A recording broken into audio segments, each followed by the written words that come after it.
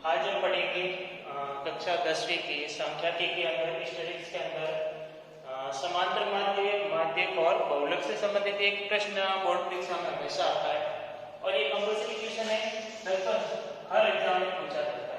तो सबसे पहले हम देखते हैं कि माध्य क्या होता है और अपने सिलेबस में समांतर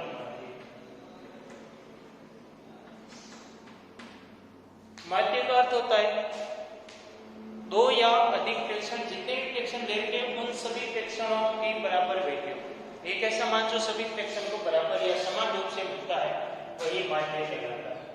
और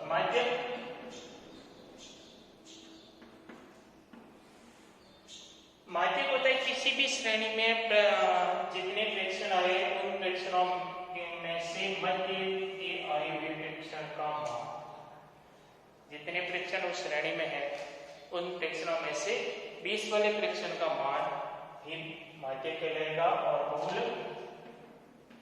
बहुलक यानी वह फ्रैक्शन जिसकी पुनरावृत्ति सबसे अधिक बार होती है, यानी वह राशि जिसकी आवृत्ति या पुनरावृत्ति सबसे अधिक बार होती है, जिसकी बारंबारता सर्वाधिक होती, वही फ्रैक्शन यानी उस फ्रैक्शन का मान ही बहुलक कहलाएगा। समांतर माध्य और बहुलक, इन तीनों को अपन क्लास में अलग अलग पढ़ते हैं, लेकिन बोर्ड एग्जाम में तीनों से संबंधित एक ही प्रश्न आता है और उस एक ही क्वेश्चन के अंदर तीनों का मान ज्ञात करने के लिए पूछा जाता है। और वो प्रश्न लगभग सतत वर्ग अंतराल के अंदर आता है। सतत वर्ग अंतराल क्या होता है कि ऐसा वर्ग अंतराल जिसमें पहले पद की निम्नतम सीमा और उच्चतम सीमा, जैसे ये उच्चतम सीमा अगले की निम्नतम बन जाएगी और फिर अगले की इस प्रकार से, जैसे यहाँ 10 है, इस वर्ग अंतराल की उच्चतम सीमा वो अगले वर्ग अंतराल के अंदर निम्नतम बन जाएगी। और यहाँ उच्चतम 20 है जो अगले की क्या बन जाएगी, निम्नतम। और यहाँ उच्चतम 30 है जो अगले की क्या बन जाएगी, निम्नतम। जैसे कि 0 इस प्रकार से लिखा है, इसको कहते हैं 0 से 10। क्या 0 से 10 के मध्य आए हुए सभी मान। यहां पर हमने लिया 0 से 10 में 0 क्या कहलाएगा, निम्नतम सीमा, 0 होगा निम्नतम सीमा और 10 क्या कहलाएगा, उच्चतम सीमा। निम्नतम सीमा और उच्चतम सीमा, और इन दोनों का अंतर ही वर्ग अंतराल कहलाएगा। जैसे अपन ले लें वर्ग अंतराल, वर्ग अंतराल को लिखते हैं h के द्वारा। h क्या होता है, वर्ग अंतराल।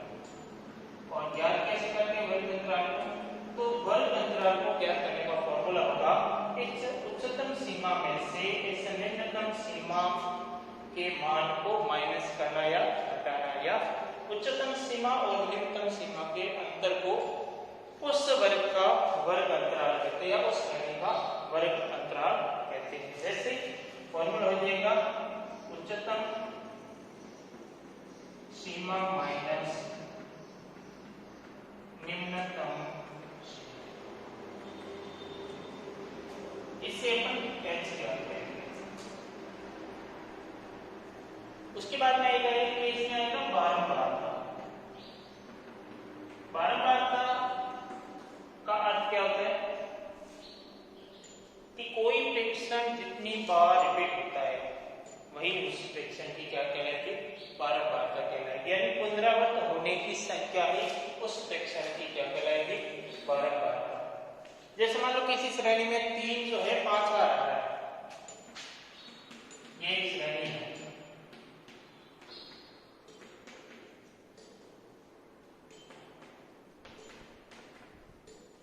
इस श्रेणी में देखो 3 कितनी बार आ रहा है, 1 2 3 4 और 5, यानी 3 की बारंबारता कितनी हो जाएगी, 5।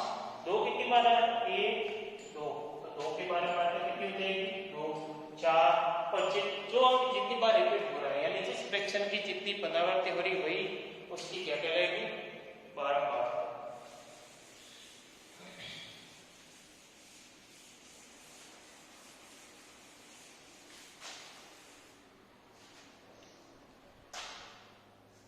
सबसे पहले बोर्ड में आने वाला क्वेश्चन इस टाइप का होगा कि निम्न फ्रैक्शन के लिए या निम्न सारणी के लिए माध्य को बहुलक ज्ञात करो। निम्न सारणी के लिए माध्य तथा बहुलक ज्ञात। तो माध्य के लिए अलग एक्स बनेगी। तो माध्य का आंसर कैसे ज्ञात करेंगे? तो माध्य का आंसर ज्ञात करने के लिए यहाँ पर अपन को दिया जाएगा वर्ग अंतराल।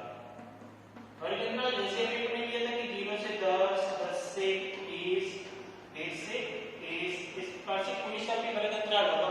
फिर इन दोनों वर्ग अंतरालों की सहायता से x ज्ञात करेंगे। और वो x कैसे होगा? तो x का मान ज्ञात होगा निम्नतम सीमा प्लस उच्चतम सीमा बटे 2, यानी इन दोनों के मान को जोड़ करके उसका आधा करना। जैसे 0 और 10 को जोड़ेंगे 10, 10 में 2 का भाग देंगे कितना आएगा? 5। 10 और 20 का योग 30 होगा, 30 में 2 का भाग दोगे ये x आएगा। फिर यहाँ आएगी 12 तक। उसके बाद में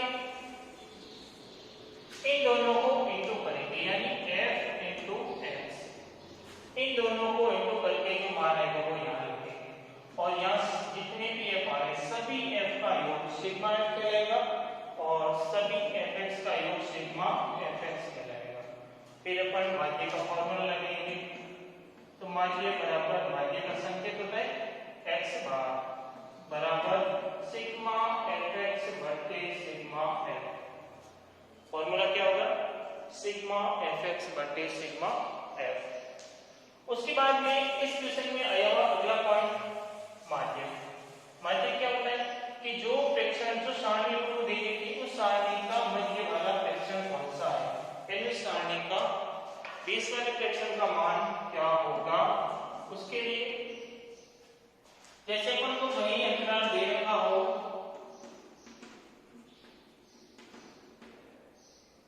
तो इसके इंडेक्स कैसे बनेगी? इसके इंडेक्स बनेगी यहाँ आएगा वर्ग अंतराल। वर्ग अंतराल के बाद में जो फ्रैक्शन दे रखे उनकी बार-बार टुकड़ों को दे रखी। फिर इसके लिए अपन ज्ञात करेंगे CF। CF क्या होता है?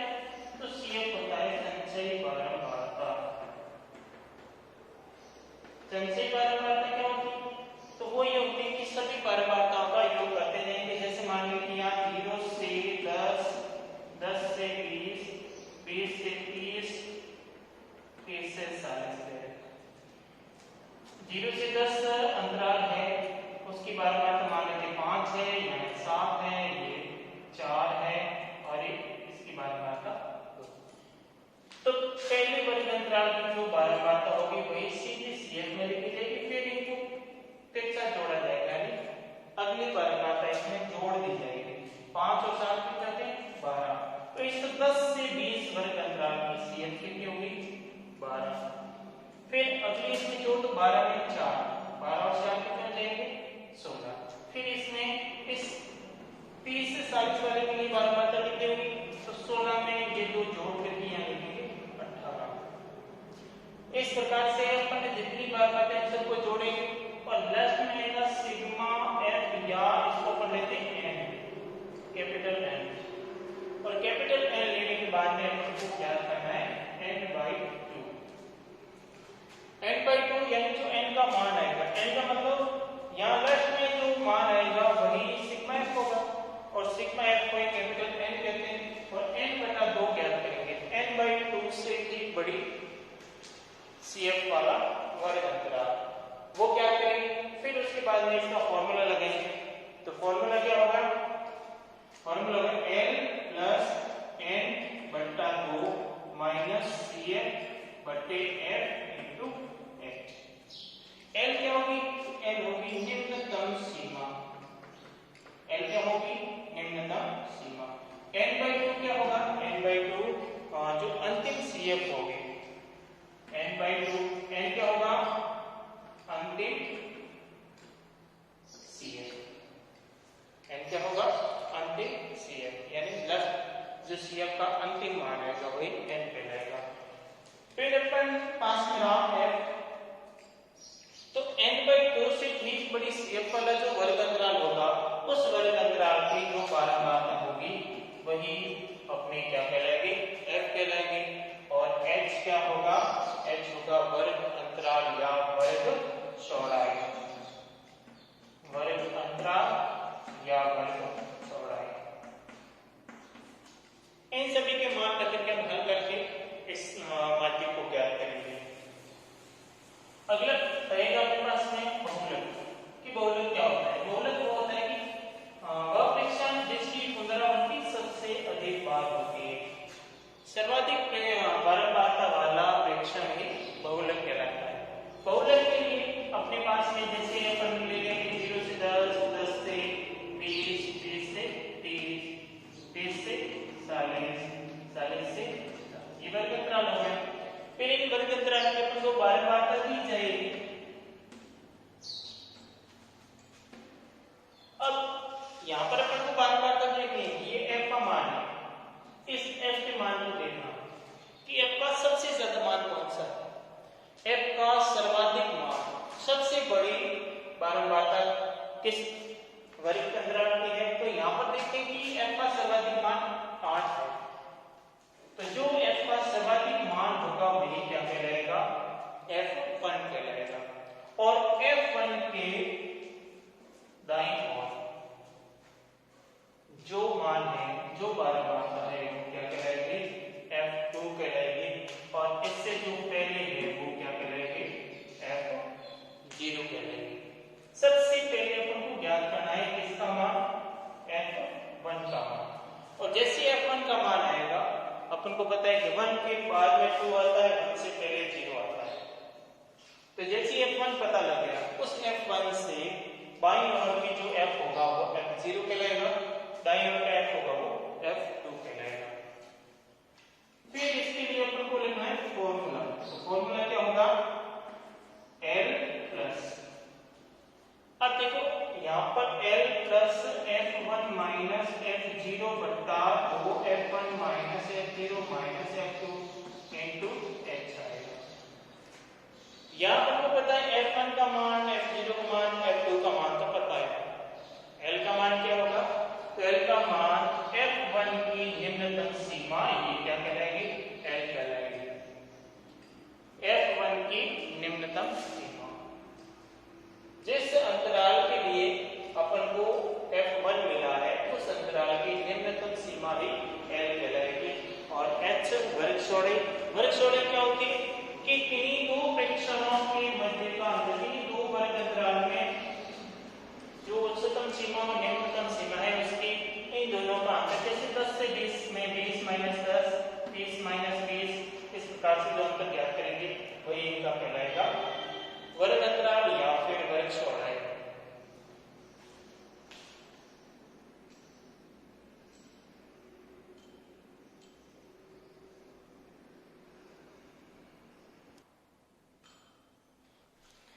जैसे अपने पास में इस टाइप का क्वेश्चन होगा तो सब इस क्वेश्चन में अपन को समांतर माध्य, माध्यक और बहुलक ज्ञात करना है। सबसे पहले अपन क्या ज्ञात करेंगे, समांतर माध्य। समांतर माध्य के लिए हमने पहले पढ़ा था कि क्या, सबसे पहले इंडेक्स कैसे बनाएंगे, तो सबसे पहले यहाँ आएगा वर्ग, जो अपन को ये दे रखा है। फिर इनकी सहायता से क्या ज्ञात करेंगे, x ज्ञात करेंगे, और ये इसके लिए क्या हो जाएगा, f हो जाएगा। फिर f इंटू x। वर्ग अंतराल क्या होगा, 0 से 10, 10 से 20, 20 से 30, 30 से 40, 40 से 50 और 50 से 60। इन दोनों को जोड़ करके 2 का भाग देना तभी x आएगा। तो यहाँ पे x कितना आएगा, 5, 15, 25, 35, 45 और 55। f कितना दे रखा है, यहाँ 5, फिर 6, फिर 9, फिर 10, फिर 3, फिर 2।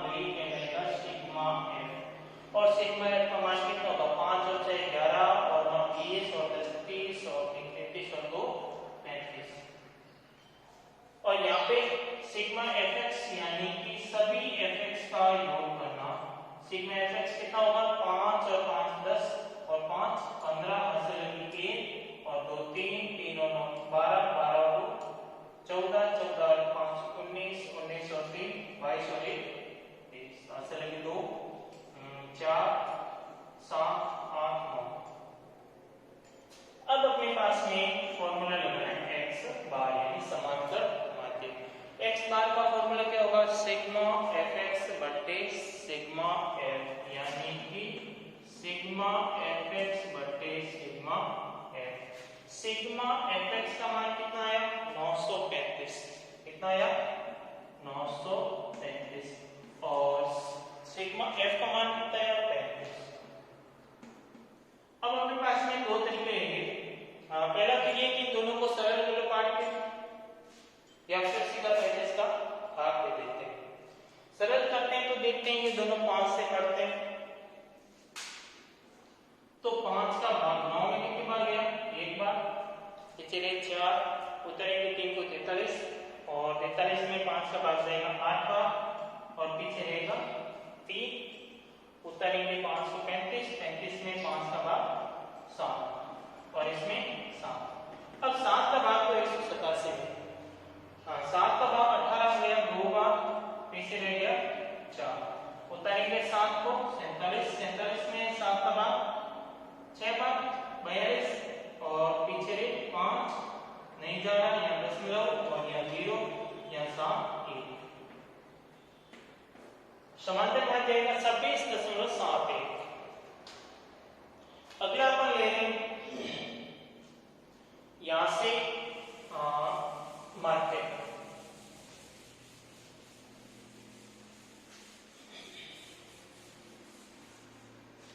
माध्य के लिए अपन को क्या करना होगा? माध्य के लिए यहाँ एफ लिखेंगे। एफ कितना है? 5 6 9 10 3 और 2। फिर अपन क्या करेंगे? C F. सी एफ कितनी होगी? पहला एफ तो सीधा आएगा, यानी आएगा ये 5। अगला जो है इन दोनों का योग यहाँ पे आएगा, फिर इन दोनों का योग 20, इन दोनों का योग 30, इन दोनों का योग 33, और इन दोनों का योग 35। और ये क्या कहलाएगा? अपना जो लास्ट सीएफ होगी, जो अंतिम सीएफ होगी, वही अंतिम सीएफ अपना एन कहलाएगा। अब एन आ गया तो एन के बाद भी ज्ञात करना होता है n/2, n बट्टा 2। एन का मान कितना है? 35। 35/2 यानी 17.5, 17.5 से ठीक बड़ी सीएफ वाला, यानी n/2 से ठीक बड़ी सीएफ वाला वर्ग अंतराल। वर्ग अंतराल कौन सा? n/2 से एक बड़ा। n का मान कितना? 35। 35 में 2 का भाग दोगे कितना आएगा? मान आएगा 17.5। 17.5 से ये सारे बड़े, लेकिन ठीक बड़ी है, इस कारण से ये वाला वर्ग अंतराल बने। ब्रैकेट में क्या कर लिया? बंद कर दिया। अब सारा काम जो होगा वो इसी वर्ग अंतराल से होगा। इसी वर्ग अंतराल से अपन को क्या क्या करना है? l का मान। l का मान कितना है? 20। तो ये हो जाएगा l का मान इस वर्ग अंतराल की जो निम्नतम सीमा होगी वही l कहलाएगा। इस वर्ग अंतराल की जो f होगी वही यहाँ लेना है, और इससे ठीक पहले वाली सीएफ, इससे ठीक पहले वाली सीएफ कौन सी है? तो सीएफ अपन को लेनी 11, जो इससे 20 से ठीक पहले। अब अपने पास में रहेगा फॉर्मूला। फॉर्मूला क्या होगा? l plus n/2 minus CF बटे F इंटू H। इनका मान रखो। l का मान कितना होगा? l का मान ये रहा 20 प्लस n/2। n/2 का मतलब n का मान है 35/2 माइनस CF कितनी? 11 बटे F कितना है? 9 इंटू H कितना है? तो देखो यहाँ H कितना आ रहा है? इन दोनों का अंतर कितना आ रहा है? 10 आ रहा है। तो यहाँ पे H का मान हमने नहीं लिखा था, H कितना आ रहा है? 10 आ रहा है। अब इनको सरल करेंगे, तो सरल करने पर 20 35/2 यानी 17.5 प्लस लगाएंगे 17.5 माइनस 11 बटे 9 इंटू 10। सरल कर तो